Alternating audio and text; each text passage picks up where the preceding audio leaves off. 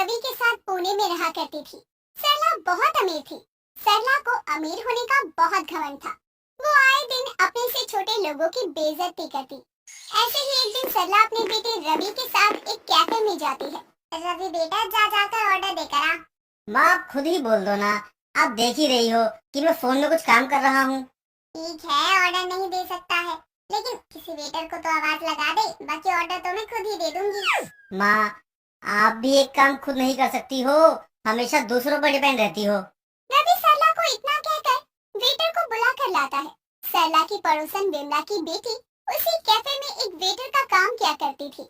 सरला का ऑर्डर लेने के लिए रिया आती है। जी मैम, बताएं आपके लिए क्या लाना है? तुझे मैंने कहीं देखा है, तू मेरे घर के आसपास ही रहती है ना? मुझे नहीं पता मैम कि आपने मुझे कहाँ देखा है, लेकिन मैंने आपको कहीं नहीं देखा है। एक मिनट, तू तो वही मेरी करीब पड़ोसन विमला की बेटी है। तू यहाँ काम करती है? तुझे इस कैफे में किसने काम दे दिया? अब हम अमीर लोग तो जैसे गरीब लोगों के हाथ का खाना खाएंगे क्या? माँ आप कैसी बात कर रही हो? आप यहाँ भी अपने अमीर होने का घमंड करने बैठ गई। चुप कर, तुझे क्या पता, ये गरीब घर की लड़कियाँ हैं, यहाँ काम करने के बहाने ना अमीर घर के लड़कों पर डोरे डालती हैं। एक्सक्यूज मी, आप जरा अपनी जुबान को लगाम दीजिए। मैं यहाँ काम करती हूँ, इसका मतलब ये नहीं कि आप मुझे कुछ भी बोलेंगी और मैं सुनती रहूंगी। देखो तो एक वेटर की जुबान कैसे कैंची की तरह चल रही है। अपने यहाँ पर कस्टमर से ऐसे ही बात करते हो क्या तुम लोग? आप जैसे कस्टमरों के साथ ऐसे ही ट्रीट करनी चाहिए जो अपने पैसों पर चलती है। सबकी वक्त वक्त की बात होती है।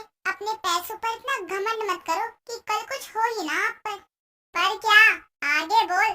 अगर मैं अभी चाहूँ ना तो ये पूरा कैफे खरीद सकती हूँ। आप जैसी घमंडी औरत को इसके अलावा आता ही क्या है? धमकी धमकी बस धमकी। बहुत हो गया, तू अपने मैनेजर को बुला। अभी के अभी तुझे नौकरी से निकलवाती हूँ, फिर 2 वक्त की रोटी के लिए तरसती रही हो। माँ आप खामखा इतना बवाल कर रही हो, छोड़ो जाने दो, आप अपना बड़ा दिल करके माफ कर दो। तू चुप कर, ऐसे लोगों को सबक सिखाना बहुत जरूरी है। मुझे वक्त का ताना दे रही है। सरला इतना बोलकर कैफे के मैनेजर को बुलाती है और रिया को जॉब से निकलवा देती है। रिया को सरला पर बहुत गुस्सा आता है और वो सरला को घूरते हुए चली जाती है। रिया अपने घर पहुंच जाती है और अपने कमरे में सो जाती है। कुछ देर बाद रिया की माँ विमला आती है और रिया को घर में देखकर कहती है, रिया तू घर में? लेकिन आज तो तेरी जॉब का पहला दिन था। माँ, आपको तो पता है ना कि मैं किसी की गलत बात को सुन नहीं सकती, इसलिए मैंने जॉब छोड़ दी। पर हुआ क्या ये तो बता। माँ, वो अपनी अमीर घमंडी सरला आंटी है ना, वो आज कैफे आई थी और उनसे मेरी बहस हो गई। वो अपने आप को समझती क्या है? अगर वो अमीर है तो इसका मतलब ये नहीं कि वो किसी भी गरीब का मजाक उड़ाएंगी। अच्छा बेटा, इंसान को कभी भी अपना भूतकाल नहीं भूलना चाहिए, क्योंकि सब वक्त वक्त की बात होती है। अगर आज के वक्त में ज्यादा पैसा दे दिया है तो कल वही वक्त वापस भी छीन लेगा। जहाँ वो इतना खड़ूस है, वहीं उनके बेटे में बिल्कुल भी घमंड नहीं है। वो तो बहुत ही सीधा साधा है। ये सब छोड़, लेकिन अब तू ये बता कि आगे क्या करेगी? तू ही काम नहीं करेगी तो अपना घर कैसे चलेगा? माँ, मैं दूसरी जॉब देख रही हूँ, लेकिन उससे पहले हमारे पास जितना है उसमें ही काम चलाना होगा। लेकिन आप चिंता मत करो, मैंने एक कंपनी में अपना रिज्यूम दे दिया है। जैसे ही वहाँ मेरा सिलेक्शन होगा वैसे ही आपका वक्त बदल जाएगा। ठीक है बेटा। विमला इतना बोलकर वहाँ से चली जाती है और रसोई में खाना बनाने लगती है। ऐसे ही कुछ वक्त गुजरता है। वक्त के साथ साथ रिया बहुत जगह इंटरव्यू देती है, लेकिन उसका सिलेक्शन कहीं नहीं होता। ऐसे ही एक दिन रिया बाजार से अपने घर जा रही थी, तभी सरला की नजर रिया पर जाती है।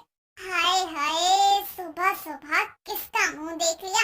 लोग अपने मनु शक्ल के साथ अमीर लोगों के आगे से गुजर जाते हैं। कोई लाज शर्म तो है ही नहीं। अगर मैं ऐसी लड़की की जगह होती ना, जिसको जॉब से निकाल दिया गया, तो मैं कहीं चुल्लू भर पानी में डूब मरती।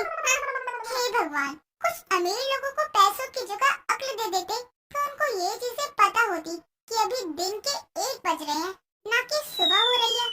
मैं तो भूल ही गई थी कि अमीर लोगों की तिजोरी में जैसे जैसे पैसा बढ़ता है, वैसे वैसे उनकी बुद्धि भी मोटी होने लगती है। हमारी तिजोरी में बहुत पैसा है, अगर किसी को जरूरत हो ना तो हमसे मांग ले, लेकिन भीख मांग कर अपनी तिजोरी संभाल कर रखे। कहीं कभी चोरी हो गई तो सारा घमंड धरा का धरा न रह जाए। वक्त वक्त की बात है, जहाँ एक बार पैसा गया ना फिर कहीं की नहीं रहेंगी। ऐसे गरीब लोगों की नजर हमेशा अमीर लोगों के पैसों पर ही होती है। सरला रिया को बुरा भला बोलती है, लेकिन वो उसके किसी भी सवाल का जवाब नहीं देती और घर चली जाती है और गुस्से में खुद से बोलती है, ये बुढ़िया अपने को समझती क्या है, ज्यादा अमीर अमीर करती है ना। भगवान करे इसके घर में चोरी हो जाए, फिर पता चलेगा इसको। क्या हुआ, किस पर इतना गुस्सा उतार रही है? आज फिर किसी से लड़कर आई है क्या? माँ वो ही अपनी घमंडी पड़ोसी आज भी मुझे ताने दे रही थी, अगर मुझे एक खून माफ हो ना तो मैं सबसे पहले उसका खून कर दूं। जाने दे बेटा, उसको कोसने दे, क्या होगा, तू खुद अपना खून जला रही है। तुझे बोला ना वक्त वक्त की बात है और वक्त सभी का बदलता है। माँ मुझे उसके वक्त बदलने का इंतजार है बस। जिस दिन उसका वक्त बदल जाएगा ना उस दिन उसकी इतनी बेइज्जती करूंगी ना कि वो खुद चुल्लू भर पानी में डूब जाएगी। उसके बारे में इतना मत सोच, तू अपने काम पर ध्यान दे और अच्छी जगह नौकरी पर लग जा। विमला रिया को समझाती है और वहाँ से चली जाती है। ऐसे ही दिन बीतते हैं और रिया की जॉब पुणे की एक बहुत अच्छी कंपनी में लग जाती है। जहाँ पर रिया की जॉब लगती है वहीं रवि भी काम करता था। ऐसे ही एक दिन रवि रिया से कहता है, हे रिया, मुझे पहचाना तुमने? नहीं, आप कौन? मैं तुम्हारे ही पड़ोस में रहता हूँ। तुम्हें याद होगा, तुम एक कैफे में काम करती थी जहाँ पर एक औरत से तुम्हारी बहस हो गई थी। अच्छा वो औरत जो झिंगूर सी दिखती है और उसको पैसे का बहुत घमंड है, उस औरत को तो मैं कभी ना भूलूं। वो मेरी माँ है। मैं मानता हूँ कि उनमें थोड़ा पैसे का घमंड है, लेकिन वो झिंगुर जैसी तो बिल्कुल भी नहीं दिखती। पर मुझे तो लगती है, अब इसमें तुमको अच्छा लगे या बुरा, पर वो औरत मुझे बिल्कुल भी पसंद नहीं है। रिया इतना बोलकर वहाँ से चली जाती है। ऐसे ही वक्त गुजरता है, रवि को रिया से प्यार हो जाता है। ये सब बात रवि सरला को बताता है, लेकिन सरला ये कहकर मना कर देती है कि वो लोग गरीब हैं। ऐसे ही एक रात सरला अपने घर में सो रही थी, तभी उसके घर में कुछ चोर आते हैं और उसकी तिजोरी से सब चोरी करके ले जाते हैं। सरला जब उठती है तो अपनी तिजोरी को खाली देखकर फूट फूट कर रोने लगती है।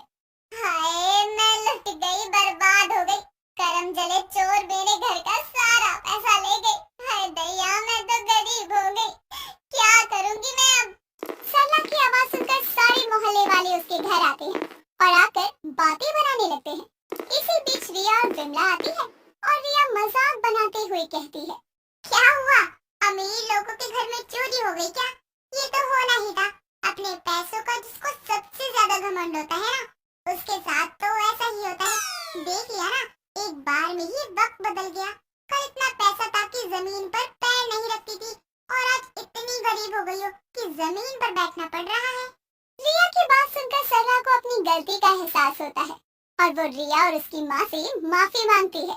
हाँ तो बिल्कुल सही कह रही है, एक समय पर मेरे पास पैसा था और घमंड करने से सारा पैसा एक बार में ही खत्म हो गया।